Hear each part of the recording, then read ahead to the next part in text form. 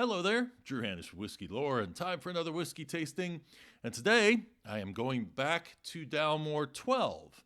Now you're saying, Drew, the last two bottles of Dalmore 12 that you purchased, you ended up pouring Aberlour Ubuna in it and creating something brand new. Why would you go back and try another version of Dalmore 12? Well, I am always keeping an open mind, and a friend of mine, Todd Ritter, friend of the channel, has also has sent me a little sampler bottle of some Dalmore 12 that he got from a 2008 bottle.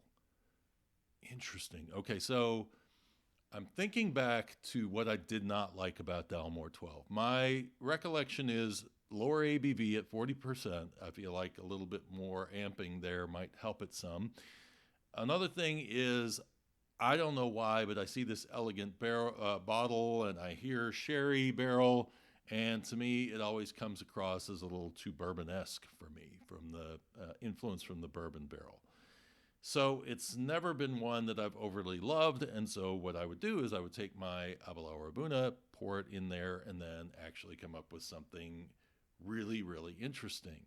And so I do like the port wine version. I have not had the cigar malt before, but I do like that port wine version. I think that's a very nice whiskey. So I'm always willing to give this another chance. And this 2008 bottle, what I'll do with these old whiskeys is I'll go back on the Wayback Machine, which is archive.org, and you can go back and look at old versions of websites, and you can see maybe how they were promoting a whiskey back in the day. So I went back to thedalmore.com from 2008, and I was immediately reminded from my web design days of how much I absolutely could not stand Flash. Websites built out of Flash. There was a company called Macromedia. They ended up making this software that I used to build websites for a long time, Dreamweaver. But one of the other abominations they came up with was Flash, which was the idea of creating a little software program that would build into your browser. So when you come to this web page, stuff would move.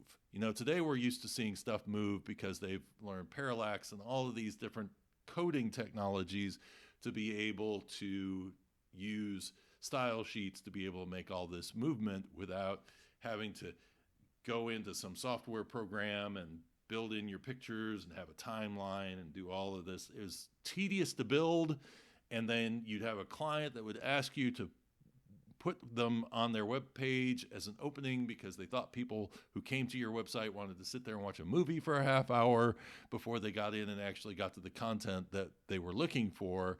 And I used to talk people out of it all the time. I called it a skip intro page because that's what you would do. You would go to the website, you'd see this thing start to move, and you're like, where's the skip intro page? Or where's the skip intro button to get past it?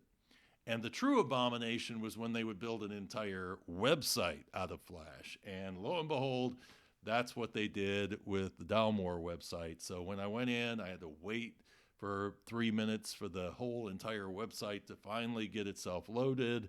And then once it did, it was basically just a really nice little graphic there with a very simple menu to the side and almost no product information whatsoever. So if you're building a website, remember, it's not the glitz, it's not the glamour as much as it is the information.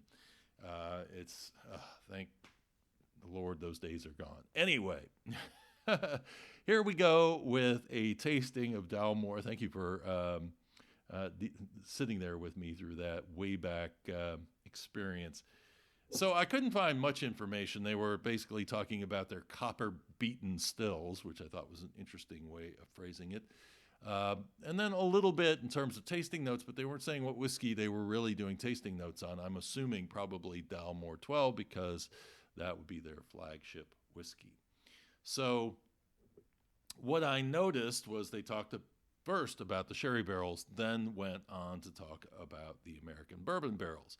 Again, not a lot of information other than tasting notes. And so, still 40 ABV on this particular whiskey. I wish I had a bottle of Dalmore 12 to compare this to, but I will not do that again. Not anytime soon until I taste some and somebody says, oh, yes, it's changed quite a bit. So I have to kind of go off of recollection from the things that I didn't necessarily like about Dalmore 12.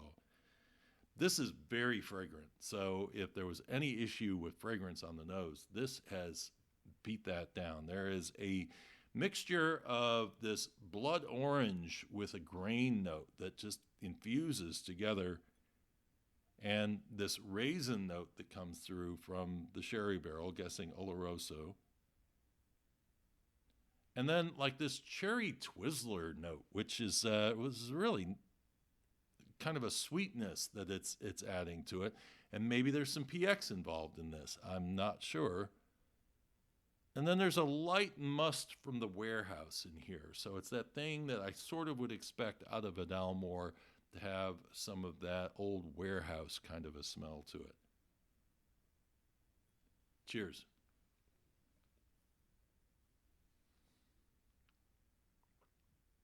A little watery on the palate, but still some good flavors in there. A little grain coming through, like toasted grain, espresso notes. I got this kind of a blending of a caramel and espresso note together, which was really kind of interesting. Then it fades. There's a little bit of a bitter note, probably coming from the tannins from the barrels. Some strawberry, a little bit of dark chocolate coming in there as well. A little raisin again. Some coconut. The heat actually kind of lays on your palate and stays there, kind of a gingery kind of note coming in. And while it's thin, the flavors do tend to stay there through the experience, but you're mostly left with kind of that bitter note on the top of the palate. But overall, you can still kind of taste the berry and raisin on the sides of my palate. Honestly, a lot less bourbon barrel influence to me and much more hitting on those sherry notes. And the first time I tasted it, I said, this tastes like a Speyside whiskey to me. It does not necessarily taste to me like a Highland whiskey. Of course, you could argue that Speyside whiskeys are Highland whiskeys because they're from a region that just broke off from the Highlands. But it's a really interesting whiskey for me, and I'm so glad it actually makes me feel better about maybe keeping my eye on the Dalmore and hoping that the 12 actually maybe pulls more in my direction one of these days, but I still am not going to buy a bottle of it until I at least see 43%. I mean, at least 43% unchill filtered would be wonderful if you would do that as well. And I think we would be hitting on something that might pique my interest a little bit more. I hope you enjoyed this little way back journey and a little web talk on top of that. Sorry, the old web designer in me kind of pulls out the stops. I have some axes to grind from those days, I guess. But anyway, hope you enjoyed this. And please leave your thoughts below. What do you think of the Dalmore 12 especially? Do you have a different expression that you are more of a fan of, like me with the port wine version? Until next time, cheers and Slainte.